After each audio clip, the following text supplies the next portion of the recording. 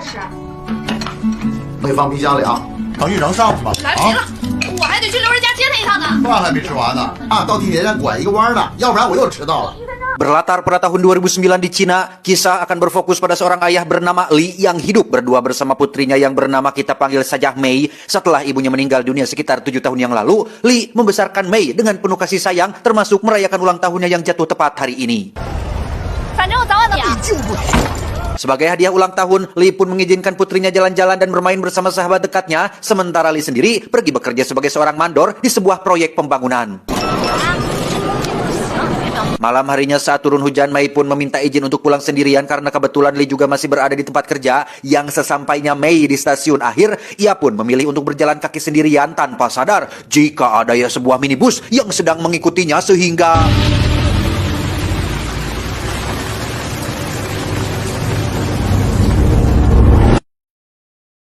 Entah apa yang terjadi kepada Mei, Li terlihat sudah tiba di rumah dan menganggap Mei sudah pulang duluan. Namun alangkah terkejutnya Li saat baru menyadari jika Mei tidak pernah sampai di rumah, sehingga ia pun mulai menghubungi satu persatu temannya sambil mencari di mana keberadaan putri tercintanya.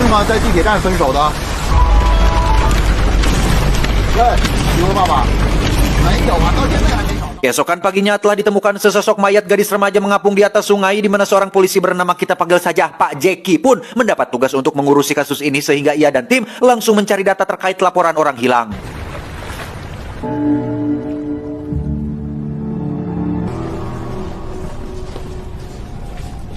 Tak lama, Li pun datang ke kantor polisi sesuai laporan tentang anaknya yang hilang. Sempat tak percaya jika jasad tersebut adalah Mei, putrinya. Li pun menangis sejadi-jadinya saat melihat jika jasad yang ada di hadapannya adalah Mei, putri tercinta yang selama ini sudah ia besarkan dengan penuh kasih sayang.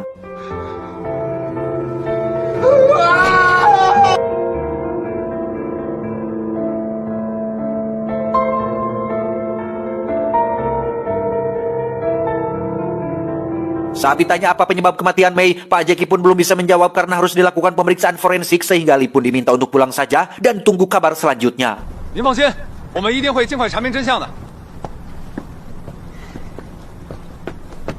Keesokan paginya, Li terlihat sudah berada di depan kantor polisi menunggu hasil forensik. Selama lebih dari 24 jam, ia terus menunggu kabar dari Pak Jeki yang tak kunjung keluar untuk menemuinya. Tak lama, anak buah Pak Jeki yang bernama Wong pun datang memberitahu bahwa tim forensik menemukan beberapa luka memar di tangan dan kaki Mei serta 2 sperma yang berada di dalam tubuhnya, sehingga bisa disimpulkan bahwa sebelum kematiannya, Mei sempat mengalami kekerasan dan pelecehan seksual sebelum akhirnya dihabisi. Alih-alih langsung memberitahu Li, Pak Jeki memilih untuk menyembunyikan dulu informasi tersebut dengan maksud untuk membuat Li tetap tenang dan menunggu sampai suasana kembali kondusif. Keesokan malamnya, tim Pak Jeki berhasil mendapatkan rekaman kamera CCTV stasiun kereta yang memperlihatkan sebuah minibus warna putih yang nampak mencurigakan, sehingga ia dan tim langsung melakukan pelacakan terhadap plat nomor mobil tersebut. Dan inilah minibus yang dipakai oleh para tersangka yang salah satunya bernama kita panggil saja Samsul, yang kebetulan merupakan pemilik dari mobil tersebut. Tepat saat ada 2 polisi datang, Samsul tak sengaja menemukan ponsel milik Mei yang tertinggal, sehingga ia pun dengan cepat mengambil ponsel tersebut dan langsung masuk ke kamarnya.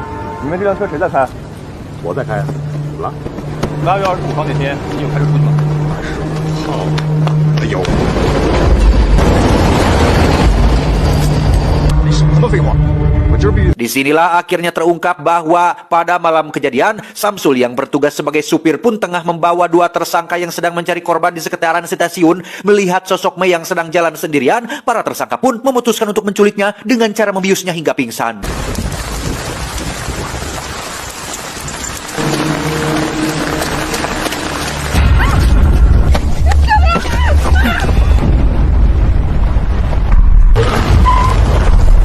Masih dalam kondisi pingsan, Mei pun dibawa ke markas para tersangka untuk digadabah secara bergiliran, yang ternyata tujuan mereka melakukan itu adalah untuk membuat video dewasa yang nantinya akan dijual kepada seorang penadah. Samsul sendiri memutuskan untuk tidak ikutan setelah ayahnya meminta mobilnya segera dibawa pulang, yang memang sejak awal Samsul tidak pernah ada sedikit pun niatan untuk ikutan jika bukan dipaksa oleh kedua tersangka untuk menjadi supir mereka, yang pada kenyataannya Samsul bukanlah sahabat dekat kedua tersangka, melainkan hanya menjadi korban bulian yang dipaksa oleh para tersangka untuk menjadi supir mereka. 哎，机器呢？哎，来点啤酒。哦， Saat Samsul akan pergi itulah, salah satu tersangka bernama Aceng pun sempat mengancam Samsul apabila berani-berani melapor polisi, sehingga Samsul yang sejak awal terpaksa ikut gabung dengan circle toksik ini pun tidak punya pilihan lain selain membiarkan perbuatan mereka berdua.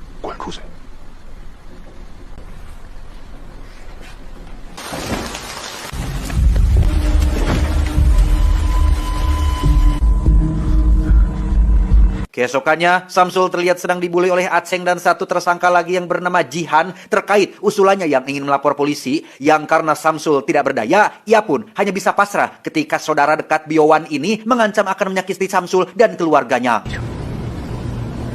Tak tahan terus dihantui rasa bersalah, Samsul akhirnya nekat menggunakan ponsel milik Mei untuk mengirim pesan kepada Li terkait nama kedua tersangka termasuk alamat markas mereka, sehingga saat itu juga Li langsung berangkat menuju alamat tersebut.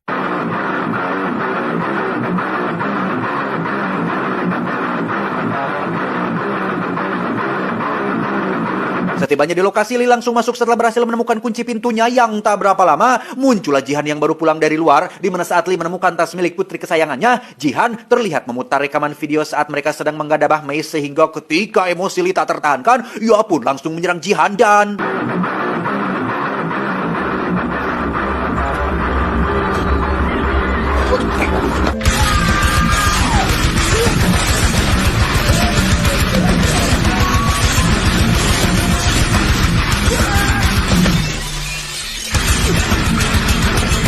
Sempat kalah dari seorang bocah ingusan, Li yang tak sengaja melihat wajah Mei dalam video itu pun langsung bangkit dan menghantam kepala Jihan berpuluh-puluh kali menggunakan sebuah tongkat baseball.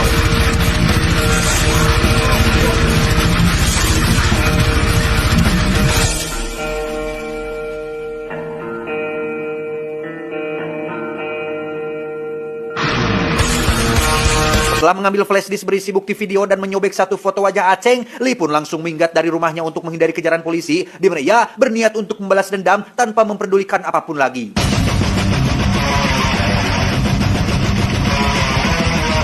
Tak lama setelah kepergian Li, muncullah Pak Jeki dan anak buahnya yang mendapat laporan terkait penemuan jasad Jihan yang maut dengan kondisi mengenaskan, di mana Pak Jeki bisa dengan mudah menebak jika pelakunya adalah seorang ayah yang sudah kehilangan putri tercintanya. Dari mautnya Jihan, Pak Jeki pun bisa langsung melacak dan menangkap Samsul yang diketahui kenal dekat dengan kedua tersangka, sehingga mereka langsung menggiring Samsul ke kantor polisi untuk dimintai keterangan.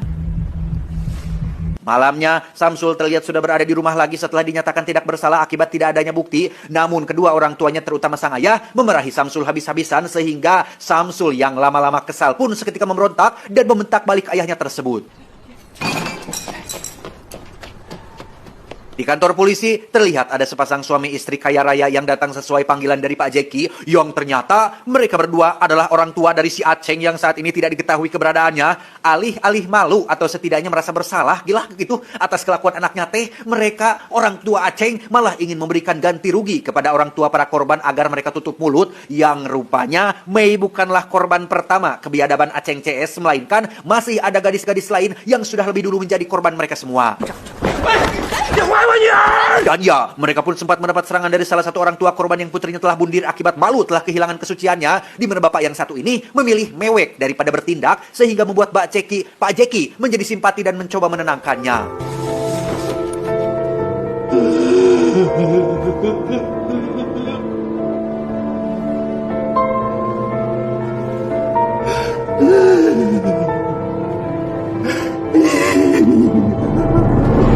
Berbeda dengan bapak tersebut, Li terlihat sudah sampai di sebuah pemukiman di pinggiran kota untuk mencari tempat tinggal sementara, di mana ia memutuskan untuk menyewa sebuah kamar kosong dari seorang teteh-teteh pemilik kontrakan yang memberikan satu kamar kumuh yang jarang ditempati. 这个小院的优点是特别安静，看看吧。 Tak peduli dengan tempat tinggal, tak peduli dengan kondisi diri sendiri, Li hanya ingin menemukan satu tersangka lagi, yaitu si Aceng, yang dengan flash disk berisi kumpulan video para tersangka, Li akhirnya berhasil menemukan satu video berisi Aceng yang sedang main motor dan terdapat sebuah nama bengkel yang sering didatanginya.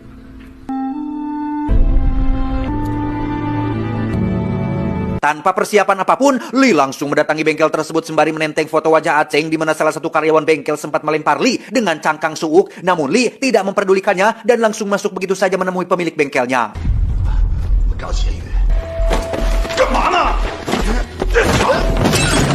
Dan ya, Lita sengaja menemukan kaset VCD dengan judul video SMA stasiun kereta, sehingga tidak salah lagi, pemilik bengkel ini adalah penada video-video dewasa tempat Aceng menjual hasil karyanya, sehingga tanpa pikir panjang, Li langsung membabi buta menghabisi mereka berdua.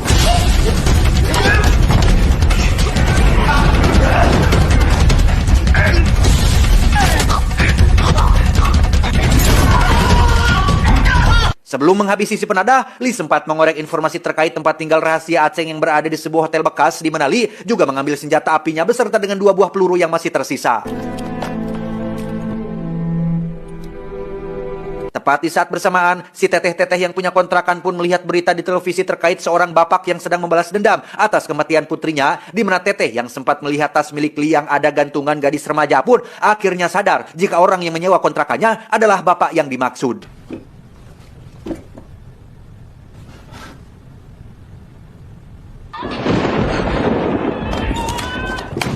Malamnya saat Li sudah kembali, si teteh pun sempat meminta Li untuk keluar dari kontrakannya setelah para polisi mulai melakukan pemeriksaan di daerah sekitar sini. Namun, melihat wajah Li yang pikarunyaeun, teteh pun menjadi kasihan dan membiarkan Li tetap tinggal di kamar tersebut. 只有这个条件了，你将就一下吧。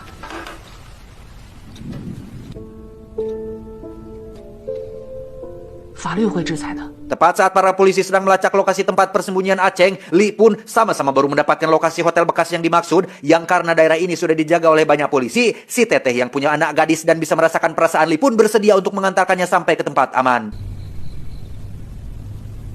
Karena jalan menuju lokasi tertutup oleh longsor, Li pun memutuskan memakai jalan pintas, yaitu asruk-asrukan ke dalam hutan, di mana pada saat yang bersamaan, Jackie dan tim terlihat lebih dulu sampai di lokasi dan langsung masuk ke dalam untuk melakukan pencarian.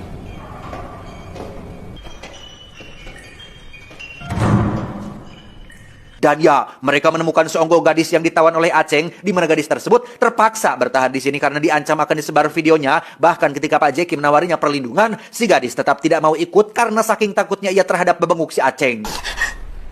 是他逼我的。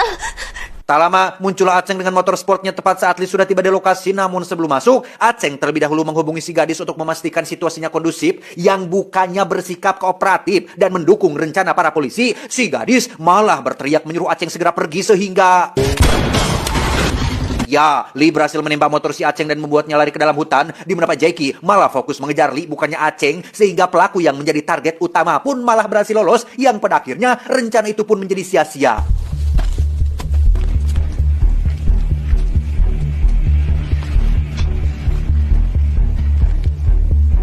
Singkat cerita, malam pun poek. Samsul yang sedang bersama para polisi pun akhirnya ditelepon oleh Aceng yang sudah kehabisan bekal uang, di mana Aceng meminta Samsul datang ke stasiun kereta esok siang sambil membawa sejumlah uang yang diinginkannya. 2分钱可以借给你。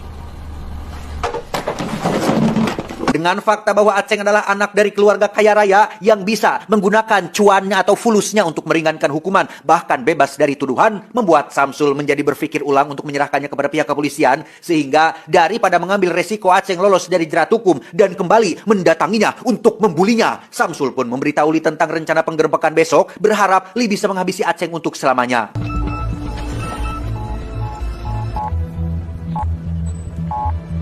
Keesokannya, para polisi terlihat sudah mengepung stasiun dengan Samsul yang diyakinkan untuk jangan gugup dan coba biasa saja. Namun, kemelehoyannya yang sudah mendarah daging dalam dirinya rupanya sulit untuk disembunyikan, sehingga ketika Aceng datang, Samsul langsung ketahuan telah bekerja sama dengan polisi, sehingga inilah yang terjadi.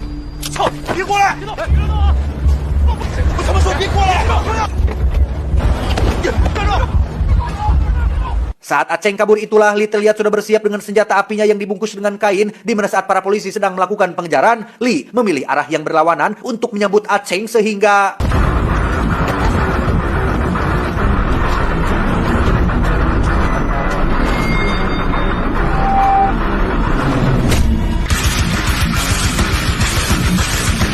Ya, tepat disaksikan oleh banyak orang, Li pun membuat si koplok Aceng kena mental, bahkan sampai sujud memohon ampunan. Yang tak hanya itu saja, saking takutnya akan kemarahan seorang ayah yang kehilangan darah dagingnya, Aceng bahkan berjanji untuk berubah dan tak mengulangi perbuatannya. Namun, dengan fakta bahwa Mei sudah tidak ada, pintu hampura Li pun sudah tertutup rapat, sehingga ia pun langsung menarik pelatuknya tepat saat para polisi menembak Li dari berbagai arah.